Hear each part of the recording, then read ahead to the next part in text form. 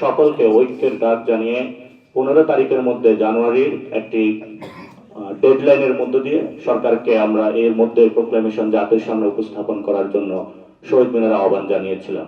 এই সরকারকে ডেডলাইন দেওয়ার পরও আজকে 4 তারিখ হয়ে গিয়েছে জানুয়ারির, আমরা দৃশ্যত কোনো বর্তমান সরকার থেকে কোনো উদ্যোগ দেখতে পাইনি। ঐক্যবদ্ধভাবে কিভাবে প্রোক্লেমেশন বা ঘোষণাপত্র জনগণের সামনে নিয়ে আসতে হয় সেই বিষয়ে কঠোর কোনো কর্মসূচির দিকে যাব। গত 53 বছরের একটি অকার্যকর রাষ্ট্র থেকে উত্তরণের জন্য এবং যারা শহীদ হয়েছেন, আহত হয়েছেন, তাদের স্বীকৃতির জন্য আমরা 31 তারিখে এবং বাংলাদেশ রাষ্ট্র নতুন করে পুনর্গঠনের জন্য একটি প্রোক্লেমেশন দিতে চেয়েছিলাম, কিন্তু সেখান থেকে সরকার থেকে উদ্যোগ নেওয়া হয়েছে এবং এটা আমরা প্রাথমিকভাবে একটি আমাদের অর্জন মনে করি। তবে আমরা সেই জায়গায় সরকারের সমালোচনাও করি। গত 4টি মাসে সরকারের দৃশ্যমান কোনো এ ধরনের পদক্ষেপ পরিলক্ষিত হয় নাই।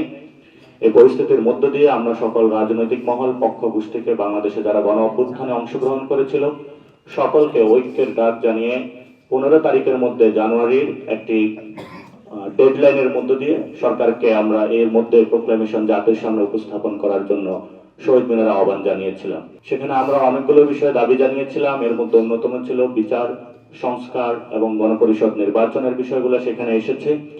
কিন্তু এই সরকারকে ডেডলাইন দেওয়ার পরও আজকে 4 তারিখ হয়ে গিয়েছে জানুয়ারির, আমরা দৃশ্যত কোনো বর্তমান সরকার থেকে কোনো উদ্যোগ দেখতে পাইনি।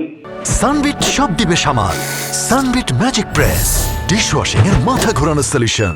আমরা সেই জায়গা থেকে সরকারকে আহ্বান জানাবো আজকে বা কালকে অতি দ্রুত সময়ের মধ্যেই সরকার জনগণের সামনে কার্যত একটি দৃশ্যমান উদ্যোগ গ্রহণ করুক, রাজনৈতিক দলগুলোকে ডাকুক এবং গণ অভ্যুত্থানের শক্তি যে বৈষম্য বিরোধী ছাত্র আন্দোলন তাদের থেকে সরকার ড্রাফট আহ্বান করুক। এই বিষয়ে সরকারকে উদ্যোগ নেওয়ার জন্য আমরা এখান থেকে আহ্বান জানাই।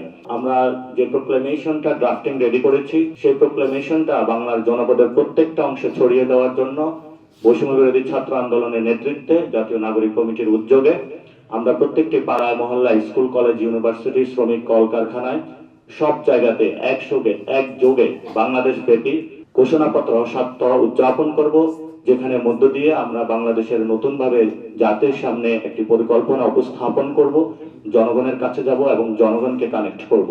আপনারা প্রত্যেকে পাড়ায় মহল্লায় নিজস্ব উদ্যোগে আমাদের ওয়েবসাইট এবং আমাদের ফেসবুক পেজের মধ্যে আমরা লিঙ্কগুলো দিয়ে দিব। সেই ওয়েবসাইট এবং লিঙ্কগুলো থেকে আপনারা প্রত্যেকে লিফলেটটা হলো নিজস্ব জায়গা থেকে প্রিন্ট করে পাড়ায় মহল্লায় আপনারা বাংলাদেশে একটি দুর্বার আন্দোলন গড়ে তুলুন ঘোষণাপত্রের জন্য, যে ঘোষণাপত্রের মধ্য দিয়ে বাংলাদেশের ভবিষ্যৎ নির্ধারিত হবে।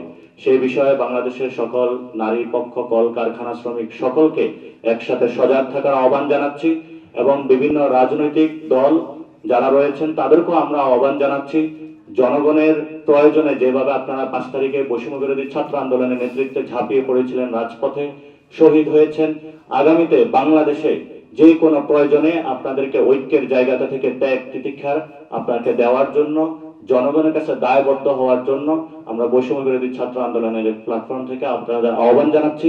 কারণ জাতিকে আপনাদের অনেক দেওয়ার আছে, জাতি আপনাদেরকে অনেক দিয়েছে। সেই জায়গা থেকে সকল রাজনৈতিক দলকে এই বিষয়ে উদ্যোগ গ্রহণ করার জন্য আমরা আহ্বান জানাচ্ছি।